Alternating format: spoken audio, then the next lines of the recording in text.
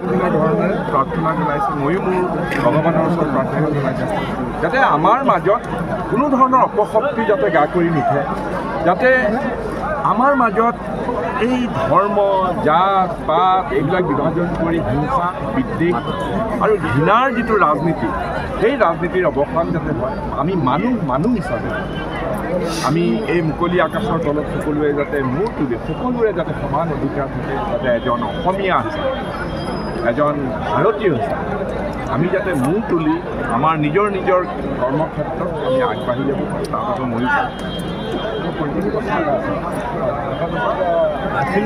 প্ৰসংগ আহি আছে এলায়েন্সত, আপুনি দেখা পাইছে সিদিনাখন আপুনি একদম উগ্ৰমুখী হৈ আপুনি ইমান পবিত্ৰ পৰিৱেশত মোক অখিল গগৈৰ কথা সুধিলে কেনেকৈ হ'ব বাৰু? ইয়াৰ লগত জড়িত আছে যিটো কংগ্ৰেছৰ ইফতাৰ আয়োজন। এইটো কংগ্ৰেছৰ ইফতাৰ বুলি নহয়, এইটো আমাৰ সমগ্ৰ কমিউনিটি, আৰু মই ইয়াত অংশগ্ৰহণ কৰিবলৈ আহিছোঁ কাৰণে মোৰ সমষ্টি। গতিকে মই একেলগে প্ৰাৰ্থনা জনাবলৈ আহিছোঁ, একেলগে অংশগ্ৰহণ কৰিবলৈ আহিছোঁ, আৰু তেখেতৰ সমূহীয়া প্ৰাৰ্থনা এই পবিত্ৰ পৰিৱেশত ময়ো শক্তিবন্ত হ'বৰ কাৰণে ময়ো বিধানসভাৰ ইয়াত এতিয়া মই অখিল গগৈৰ কথা কি আপোনালোকে আমাৰ জামা মছজিদৰ প্ৰাংগণত যোনটো ইফতাৰ আয়োজন কৰা হৈছে, সেইটো আমি প্ৰতি বছৰে যেনেকৈ কৰিছিলোঁ এইবাৰো ছেম তেনেকৈ কৰিছোঁ আমি। আৰু এইবাৰ মই খুবেই আনন্দিত হৈছোঁ। আমি মানে ৩-৪জনে মিলি পেলাই মোৰ লগত, মই মতিউৰ ৰহমান, মোৰ লগত আছিলে চৈদুৰ ৰহমান, হাইদৰ আলী, ৰাইহান চৌধুৰী, আমি 4জনে মিলি পেলাই এখন ইফতাৰ আয়োজন কৰিছিলোঁ।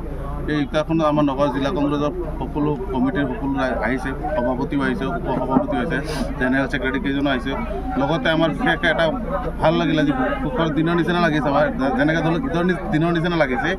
আমাৰ যোনজন MP আমাৰ উদ্যোগ বদলৈ যায়, তেওঁ আহিছে, তেওঁ আমাৰ ইফতাৰত মানে অংশগ্ৰহণ কৰিছে।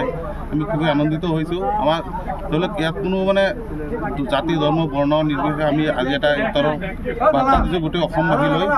গোটেই অসমবাসী এটা কথা গম পাইছে যে আমাৰ ইয়াত কোনো হিন্দু মুছলিমৰ কোনো জাতিভেদৰ কোনো কথা নাই। আমি সকলোৱে মিলি একেলগে এটা ধুনীয়াকৈ ইফতাৰ আয়োজন কৰিছোঁ। আশা কৰোঁ প্ৰতি বছৰে এনেকুৱা ইফতাৰ আয়োজন কৰিম।